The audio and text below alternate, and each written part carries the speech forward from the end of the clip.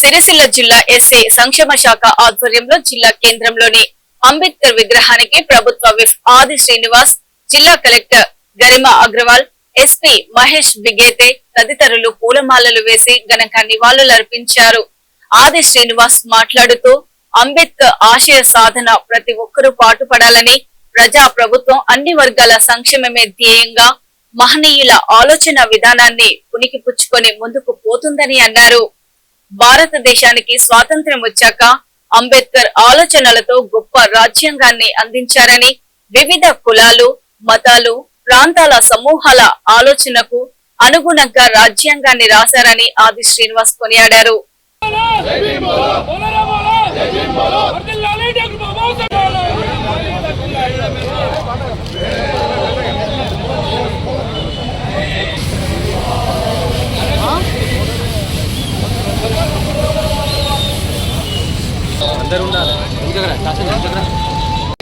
సామాజిక అసమానతలపై తిరుగుబాటు జెండా ఎగురవేసిన విప్లవ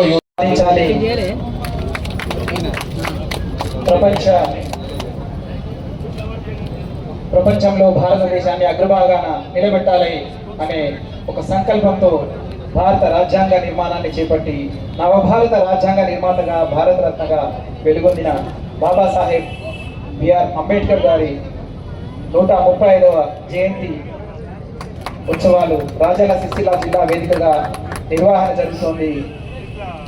దాంట్లో భాగంగా కేక్ కటింగ్ నిర్వహణ జరుగుతుంది. గౌరవనీయులు మాన్యులు వేములవాడ శాసనసభ్యులు కార్యక్రమ విశిష్ట కేక్ కటింగ్ జరుగుతోంది.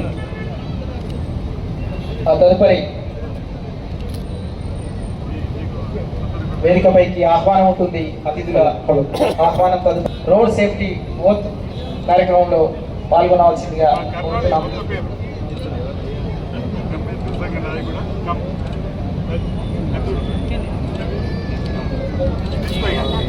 డాక్టర్ బిఆర్ అంబేద్కర్ స్వాగతం సుస్వాగతం. ప్రతి ఒక్కరికి 135వ జయంతి. 2 సంవత్సరాల 3 మాసాల క్రితం అధికారులకు వచ్చిన తర్వాత ఎస్సీ ఎస్టీ బీసీ మైనారిటీ వర్గాల అభివృద్ధి కోసం తీసుకున్నటువంటి కార్యక్రమాలు ఏ విధంగా శరవేగంగా అమలవుతున్నాయో చూడమని చెప్పండి. మన పేద వర్గాలకు సంబంధించినటువంటి పిల్లలు చదువుతున్నటువంటి గురుకులాల్లో ఈరోజు 40% డైట్ ఛార్జీలు పెంచి 200% కాస్మెటిక్ ఛార్జీలు పెంచి పిల్లల్లో ఈరోజు దేశ స్థాయిలో కార్పొరేట్ స్థాయి ప్రపంచ స్థాయిలో ఉన్నటువంటి విద్యను అందించేటువంటి సిలబస్ ఇచ్చేటువంటి కార్యక్రమంతో పాటు కేవలం నాణ్యమైన విద్యనే కాదు, దాంతో పాటు కౌమార దశలో ఉన్నటువంటి బాలబాలికలు ఎదుగుతున్నటువంటి బాలికలకు నాణ్యమైన విద్యతో పాటు నాణ్యమైనటువంటి భోజనాన్ని ఇవ్వాలని చెప్పని, పోషకాలతో కూడుకున్నటువంటి ఆహారాన్ని అందివ్వాలని చెప్పని ఈరోజు కొన్ని నెల రోజుల ముందే మొదటి వారంలో, 2వ వారంలో, 3వ వారంలో, 4వ వారంలో మొదటి బ్రేక్ఫాస్ట్ ఏం చేయాలి, తర్వాత భోజనము, తర్వాత స్నాక్స్, తర్వాత డిన్నర్, ఈ విధంగా నెల రోజుల ముందుకు సంబంధించినటువంటి డైట్ కూడా ఈరోజు గురుకులాల్లో ఎవరు చదువుతున్నారు? గురుకులాల్లో మన పిల్లలు చదువుతున్నారు.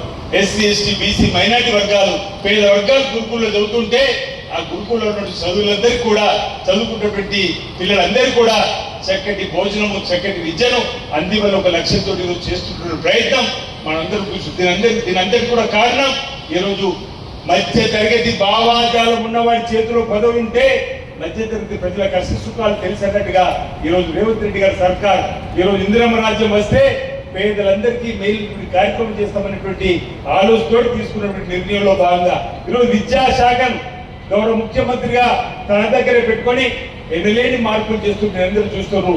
యంగ్ ఇండియా రెసిడెన్షియల్ స్కూల్స్ ఈరోజు 200 కోట్లతో ఒక్కొక్క స్కూల్, ఒక్కొక్క ఇంటిగ్రేటెడ్ సంబంధించిన స్కూలు 20 ఎకరాల పై చేరుకున్నటువంటి మతాలకు అతీతంగా, కులాలకు అతీతంగా అన్ని వర్గాలను ఏకం చేయాలని చెప్పినటువంటి ఆలోచనతో ఈరోజు 200 కోట్లతో ఈరోజు తీసుకుని వస్తున్నారు young India integrated residential schools. అదే కాదు, ఈరోజు హైదరాబాద్ పబ్లిక్ స్కూల్స్ ఉన్నాయి, ఢిల్లీ పబ్లిక్ స్కూల్స్ ఉన్నాయి. ఎందుకు తెలంగాణ పబ్లిక్ స్కూల్స్ ఒక్కొక్క నియోజకవర్గం ఉండకూడదు? ఆ తెలంగాణ పబ్లిక్ స్కూల్లో చక్కటి విద్యను అందించే క్రమంలో 1500 మంది పిల్లలకు డిఎస్కాల్స్ ఇవ్వకూడని ఆలోచనతోటి ఇటీవల ఒక నిర్ణయం తీసుకున్నాడు. మంత్రివర్గ నిర్ణయంలో కూడా అమలైనటువంటి తీరులో నియోజకవర్గానికి ఒక తెలంగాణ పబ్లిక్ స్కూల్ రాబోతా ఉంది. 1500 మంది డే స్కాలర్స్ చదువుకునే విధంగా ఆయా గ్రామంలో ఉన్నటువంటి పిల్లలకు ప్రత్యేక బస్సులు ఏర్పడేసి పిల్లలందరినీ తీసుకుని వెళ్ళి ఉదయం పూట బ్రేక్ఫాస్ట్ పెట్టి మధ్యాహ్నం భోజనం పెట్టి ఆ తర్వాత ఇంటికి పంపించేటువంటి కార్యక్రమం చూసి ఈ మధ్యలో స్కూళ్ళల్లో బ్రేక్ఫాస్ట్ తో పాటు మధ్యాహ్నం భోజనమే కాదు, ఇంటర్మీడియట్ స్కూల్ చదివేటువంటి పిల్లల్లో కూడా ఉదయం పూట బ్రేక్ఫాస్ట్ పెట్టి మధ్యాహ్నం పూట భోజనం పెట్టారని. ఎవరు చదువుతుంది ఈ పాఠశాలల్లో, ఎవరు చదువుతున్నారు ఈ ప్రభుత్వ ఇంటర్మీడియట్లలో? అందరూ పేద వర్గాలకు సంబంధించిన వాళ్ళే.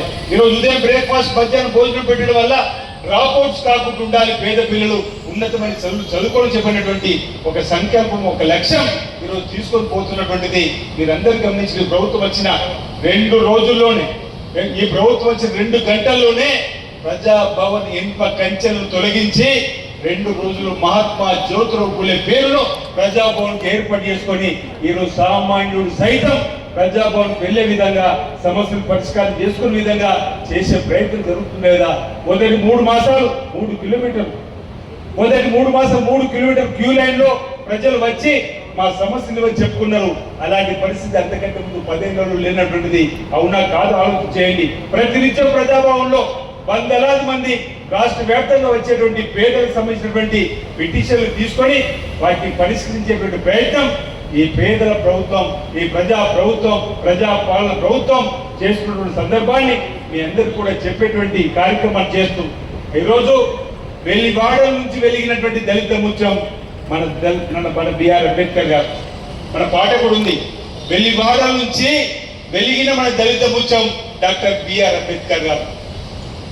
వారి ఆలోచన తీసుకొని ఈ రోజు ముందుకు పోయేటువంటి కార్యక్రమం అనేక ప్రాంతాల్లో జరుగుతుంది. ఇంతకుముందు చెప్పినట్టుగా ఈరోజు ఈ ప్రభుత్వం ఒక మహానాయకుడి యొక్క స్ఫూర్తిని తీసుకొని ముందుకు పోతా ఉంది. ఆనాడు ఇందిరమ్మ రాజ్యమే కానీ, ఆమె ఇందిరాగాంధీ గారు జవహర్లాల్ నెహ్రూ కాల్చి మొదలుకుంటే ఈరోజు అతి సరికులు చేసినటువంటి ఈరోజు పివి నరసింహరావు గారు, రాజీవ్ గాంధీ ఐటీ తీసుకొచ్చిన సందర్భంలో కానీ, పేదలకు కోడి భూములు పంపిణీ చేసిన సందర్భం, ఇల్లు లేని వారికి ఇళ్ల స్థలం ఇచ్చి ఇంద్రమిల్లు నిర్మాణం చేసినటువంటి సందర్భం, ఈ విధంగా పేదలందరూ కూడా మేలైన కార్యక్రమం చేసిన సందర్భంలో ఈ రోజు కూడా అర్హులైనందరూ కూడా పేదలకు రేషన్ కార్డు ఇస్తా ఉంది. రేషన్ కార్డు ఇస్తున్న పేదలందరూ కూడా సంపన్నులు తినే సన్న బియ్యం కూడా ఇచ్చేటువంటి కార్యక్రమం చేస్తూ ఈరోజు పేదలందరూ కూడా నాణ్యమైన భోజనంతో ఆరోగ్యవంతులుగా ఉండాలని చెప్పేటువంటి కార్యక్రమం చేసేటువంటి సందర్భం మీరందరూ కూడా గమనించారు. తెలంగాణ ఈరోజు దేశానికి రోల్ మోడల్ అవుతా ఉంది.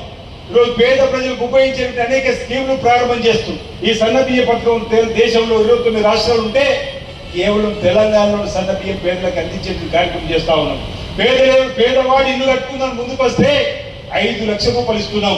మిగతా రాష్ట్రాల్లో 1 లక్ష కాదంటే 2 లక్షలకు మించి ఇవ్వలేదు.